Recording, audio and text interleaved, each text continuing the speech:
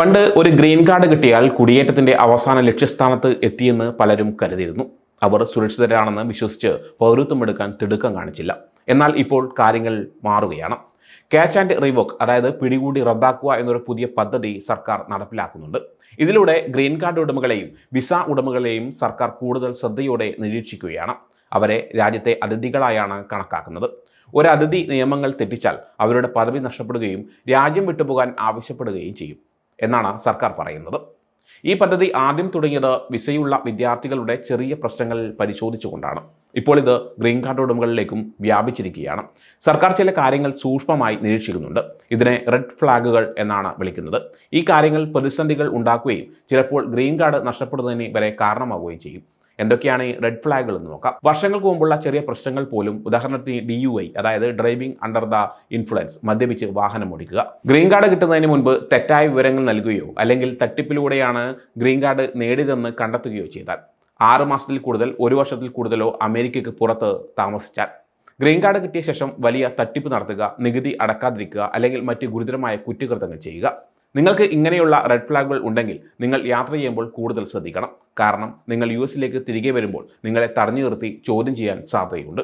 നിങ്ങളെ തടങ്കൽ വയ്ക്കുകയോ ജയിലിൽ അടയ്ക്കുകയോ ചെയ്തേക്കാം. നിങ്ങളുടെ ഗ്രീൻ കാർഡ് ഉപേക്ഷിക്കാൻ അവർ നിർബന്ധിച്ചെന്നും വരാം.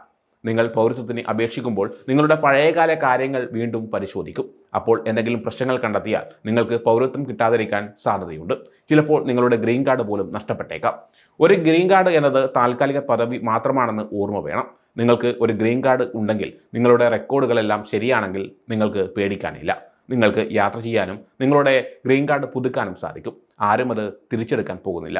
എന്നാൽ നിങ്ങൾക്ക് മേൽപ്പറഞ്ഞ പ്രശ്നങ്ങളിൽ എന്തെങ്കിലും ഒന്നുണ്ടെങ്കിൽ അത് എത്ര ചെറുതാണെങ്കിലും അത് പ്രശ്നമുണ്ടാകാം. വിവാഹം വഴി പൗരത്വത്തിന് അപേക്ഷിക്കുന്നവരുടെ കാര്യങ്ങൾ സർക്കാർ കൂടുതൽ ശ്രദ്ധയോടെ പരിശോധിക്കുന്നുണ്ട്.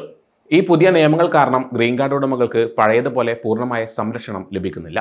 നിങ്ങൾക്ക് പൗരത്വത്തിന് അർഹതയുണ്ടെങ്കിൽ, നല്ല റെക്കോർഡും ഉണ്ടെങ്കിൽ ഇപ്പോൾ തന്നെ അപേക്ഷിക്കുന്നത് നല്ലതാണ്. അത് നിങ്ങളെ സംരക്ഷിക്കും. നിങ്ങൾക്ക് എന്തെങ്കിലും പ്രശ്നങ്ങളുണ്ടെങ്കിൽ യാത്ര ചെയ്യുന്നതിന് മുമ്പോ പൗരത്വത്തിന് അപേക്ഷിക്കുന്നതിന് മുമ്പോ ഒരു അറ്റോർണിയുമായി സംസാരിക്കുന്നത് നല്ലതാണ്. ഒരു അറ്റോർണിക്ക് നിങ്ങളെ സഹായിക്കാനും പ്രശ്നങ്ങൾ പരിഹരിക്കാനും സാധിക്കും. 2023 ജനുവരിയിൽ കണക്കനുസരിച്ച് 12.7 ദശലക്ഷം നിയമപരമായ സ്ഥിരതാമസക്കാർ US-ലുണ്ട്. അവരാണ് ഗ്രീൻ കാർഡ് ഉടമകൾ. രാജ്യസുരക്ഷയ്ക്ക് ഭീഷണിയാകുന്ന കാര്യങ്ങൾ ചെയ്താൽ ഗ്രീൻ കാർഡ് ഉടമകൾക്ക് അവരുടെ സ്ഥിരതാമസ പദവി നഷ്ടപ്പെടാൻ സാധ്യതയുണ്ട്. ഏതെങ്കിലും കുറ്റകൃത്യങ്ങളിൽ പ്രതികളായാൽ അവരുടെ കേസ് കോടതിയിൽ നടക്കും. അതോടൊപ്പം തന്നെ അവരുടെ സ്ഥിരതാമസ പദവി ഇമിഗ്രേഷൻ കോടതി റദ്ദാക്കുകയും ചെയ്യും.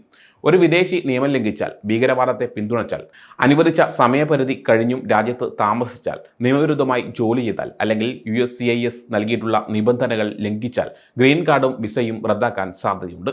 അമേരിക്കൻ പൗരന്മാരുടെ സുരക്ഷയെ അപകടത്തിലാക്കുന്ന എന്തെങ്കിലും പ്രവർത്തിച്ചാലും ഗ്രീൻ കാർഡ് റദ്ദാക്കും.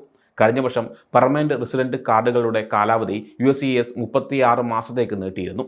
പെർമനന്റ് റെസിഡന്റ് കാർഡിന് അപേക്ഷിക്കുന്ന ആളുകൾക്ക് 2024 സെപ്റ്റംബർ 10 മുതൽ ഈ ആനുകൂല്യം ലഭ്യമാകും.